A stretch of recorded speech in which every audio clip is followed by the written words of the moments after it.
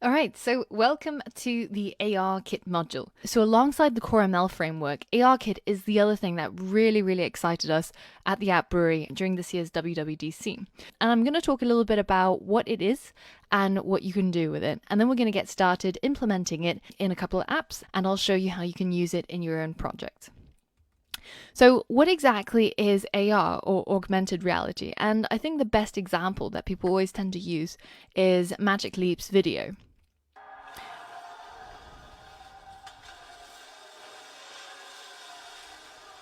where this whale basically jumps out of the gym floor and wows all of the kids.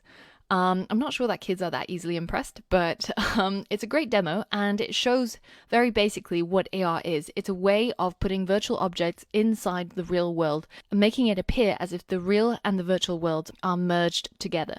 So Magic Leap is a huge endeavor, and the company has raised about $1.4 billion in investment so far, and yet we still haven't even seen a product yet. So people are investing big in AR, and there's good reasons for it. Now, Magic Leap's tech is built to be really revolutionary. It's going to change the world, and it's going to be absolutely amazing, but we're yet to see what exactly it is. We'll decide once we actually put on a headset and see it for ourselves. But augmented reality exists, and it's really very prevalent in a lot of the apps that you use. So a good example are the 3D stickers that you see in Instagram stories. Also Pokemon Go, of course, one of my favorite games. And finally, of course, Snapchat masks. So there's actually a lot of AR being used already in the apps that we're using. And Apple is definitely jumping on this in a big way. And I'm really glad that they are, because they are a company that really has the resources and the manpower to be able to make this really mainstream. And it really could change the way that we interact with digital technology in the future. So if you have a look at developer.apple.com/ARKit, then you see Apple's brand new page for AR, and it explains a little bit about what ARKit is, and it's a great place to get started. So have a read of how ARKit works here, and you can look in detail at the documentation over here. And I definitely recommend, if you are going to start building your own apps in ARKit, then this is the first place to start after creating the tutorial apps. So what exactly is ARKit? Well, it's basically just a way of implementing augmented reality in iOS in a simplified way. And since the iOS 11 developer preview, a lot of developers have already started making really cool stuff with iOS 11 and ARKit. So here are some really great examples. So for example, tic-tac-toe on any sort of ground or surface that you've got, or a way of measuring real world distances by simply using the camera. Or this is the coolest one that I've seen so far. This is basically a portal where you can look into another world and even step into another world. And it's absolutely incredible. And I think there's going to be loads more really awesome applications, especially once iOS 11 comes out of beta and everybody starts making a crazy amount of cool things for ARKit. And maybe some of those really cool things will be the things that you make. So if you do, please do let me know about it, and I would love to give it a spin and also shout about it to the world. So how exactly does ARKit work? Well, it's basically a way of implementing augmented reality, and it's pretty similar to the other frameworks that implement augmented reality. So in one of the modules in this course, we actually teach you about Vuforia, which is currently one of the most popular frameworks for implementing augmented reality, especially when you're working with Unity. So Apple's ARKit works in a similar way, in the sense that it allows you to create and track the correspondence between the real world space, 3D space, and the virtual space that you create, where you can model visual content. And when your app displays that virtual content together with a live camera image, then the user basically experiences what's called augmented reality, right? Which is simply just an illusion that your virtual content is a part of the real world. And this brings us to a really important point.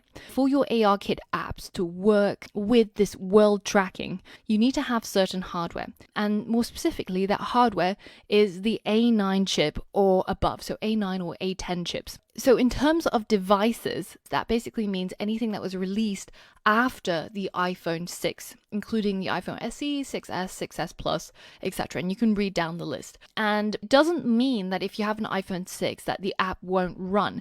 It usually means that it won't have world tracking enabled.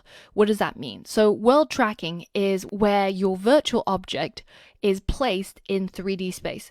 So if you move towards it with your iPad, it will get bigger, and if you move away, it will get smaller, and you can also look all around it. If you didn't have world tracking, then it would still be floating in midair, but it just won't correspond to a real 3D space. So if you move around, it'll move with you. And I'll demo some of that once we start creating our app. But basically, to fully take advantage of ARKit and to actually have fun with it, Apple is obviously pushing for their latest models. And even when you do have the A9 and A10 chip, be aware that running an app with ARKit is pretty battery intensive, especially as I'm creating a lot of these tutorials in iOS 11 beta. It sucks up the battery like there's no tomorrow. But I'm sure in future betas of iOS 11, and also when iOS 11 is officially released, then you won't have as many problems.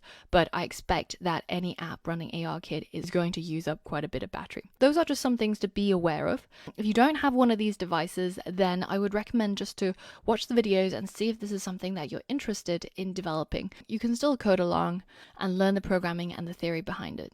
So at the App Brewery, we're investing pretty heavily in creating teaching resources for ARKit, and the reason is because we think it's going to be huge. A good analogy for this is when the Oculus Rift came out for virtual reality. Everybody was really excited. It was really, really impressive the first time that you put on a virtual reality headset, but the hardware was pretty expensive. Everybody thought that this was going to be a piece of tech that was going to be really, really out of reach.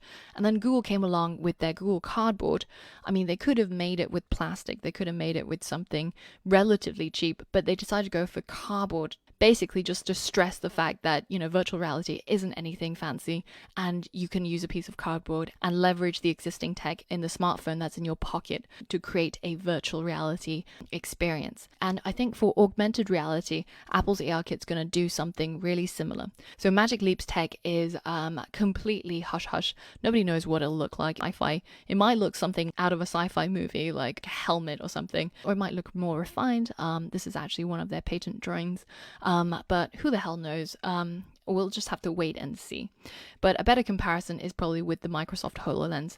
So this is Microsoft's hardware offering for augmented reality. And I mean, it's not horrendously expensive, but it's still extra tech that you're buying, which parts of already exist in your smartphone. So why stuff your house with loads of hardware when you can reuse some of the technology that you already own? So compared with going out there and buying a whole suite of tech in order to experience augmented reality, by having it on your phone inside $2 or $3 apps on the App Store is going to make augmented reality so much more approachable for the masses, and I think will lead to much greater adoption and interest from the public. So I think ARKit is going to be huge. So without further ado, let's start making our own augmented reality apps using ARKit.